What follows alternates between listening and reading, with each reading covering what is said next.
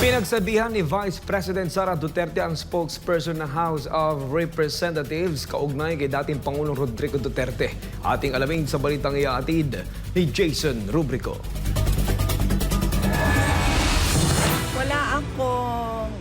Sinagot ni Vice President Sara Duterte ang pahayag ni House of Representatives spokesperson Princess Abante na tungkulin daw ng Vice Presidente na makinig sa State of the Nation Address o SONA ni Pangulong Ferdinand Marcos Jr. Pero giit ni VP Sara, walang anumang batas na nag-uutos sa publiko na makinig sa SONA. Ang obligasyon ayon sa kanya ay nasa balikat ng Pangulo.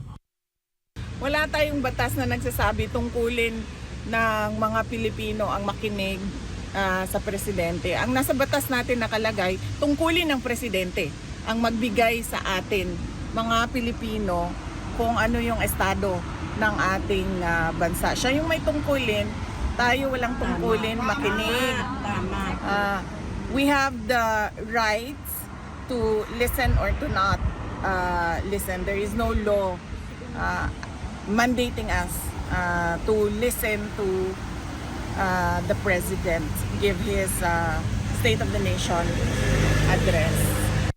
Pinagsabihan din niya si Abante kaugnay ng komentaryo nito sa ICC case na isinampa laban kay dating Pangulong Rodrigo Duterte. Giit ni VP Sara, hindi dapat nakikisawsaw si Abante na isa lamang tagapagsalita ng Kamara sa isang kasong wala namang direktang kinalaman sa institusyong kinakatawan nito.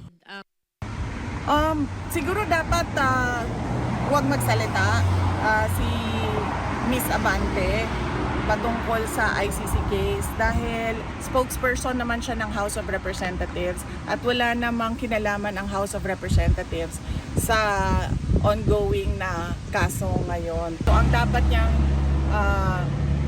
itinatopic o ibinabahagi sa taong bayan ay kung ano yung nangyayari sa House of Representatives. Huwag na siyang sumausaw. Ayun. Huwag na siyang sumausaw sa it's out of her league. Dagdag pa ni VP Sara, may obligasyon siyang ipaglaban ang karapatan ng kanyang amang si dating Pangulong Duterte na aniyay biktima ng hindi makatarungang pagtrato.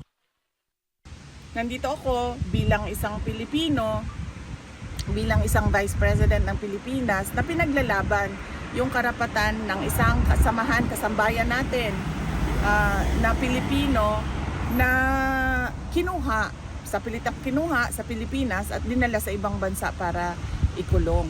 So ako, meron akong right. I have all the right to express my anger against what the administration of BBM did. Para sa Diyos at sa Pilipinas kong mahal, ako si Jason Rubrico, SM9 News.